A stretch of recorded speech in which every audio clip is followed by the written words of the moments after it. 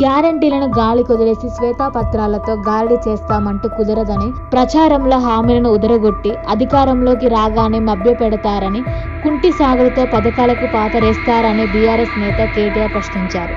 ఇవాళ అసెంబ్లీలో ప్రభుత్వం శ్వేతపత్రం విడుదల చేయడంతో కేటీఆర్ సోషల్ మీడియాలో ప్రశ్నల వర్షం కురిపించారు. ఆ ప్రశ్నలు ఏమిటంటే, ఏరు దాటినాక తెప్ప తగిలేయడానికి ఏర్పాటు చేసుకుంటున్నారా? గద్దెనెక్కినాక వాగ్దానాలను గంగలో కలపడానికి రంగం సిద్ధం చేసుకుంటున్నారా? శ్వేతపత్రాలు తమాషాల, పవర్ పాయింట్ షోలు దేనికోసం? అప్పుడు అరచేతిలో వైకుంఠం చూపించి అధికారం పీఠం దక్కగానే మొండి చేయి చూపించడానికి తొండి వేషాలా అని కేటీఆర్ ప్రశ్నించారు. 9.5 మా ప్రగతి ప్రస్థానం తెలంగాణ ప్రజల ముందు తెరిచిన పుస్తకం అంటున్న కేటీఆర్, శాసనసభకు సమర్పించిన బడ్జెట్ పత్రాలను ఆస్తులు, అప్పులు, ఆదాయం, వ్యవహార శ్వేతపత్రాలే కదా అంటున్నారు. దశాబ్ద ఉత్సవాల్లో మేము విడుదల చేసిన ప్రతి ప్రగతి నివేదిక ఓ స్వచ్ఛమైన శ్వేతపత్రమైన ఆడిట్ రిపోర్టులు, ఆర్బీఐ నివేదికలు ప్రతి పైసాకు లెక్కపత్రం చూపించి ఆర్థిక స్థితిని ఆవిష్కరించాలని కేటీఆర్ అంటున్నారు.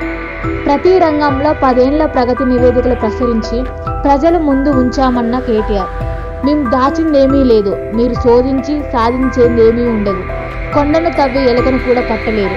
మీ చేతగాని తనాన్ని కప్పిపుచ్చుకోవడానికి దివాళీ కోరి స్టోరీలు చెప్పి తప్పించుకోవాలని చూస్తారా? అబద్ధాలు, అసత్యాలు చెప్పి గెలిచినంత ఈజీ కాదు నిబద్ధతతో మాట నిలబెట్టుకోవడం అంటున్నారు కేటీఆర్. చిత్తశుద్ధి లేనప్పుడు తప్పించుకునే తప్పుదోవ పట్టించే వంచన బుద్ధిని ప్రదర్శించడం మీకు అలవాటే. అప్పుల ముచ్చట్లు చెప్పి 6 గ్యారంటీలను నీరుగార్చాలన్నది అసలు ప్లాన్ అని కేటీఆర్ ఆరోపిస్తున్నారు.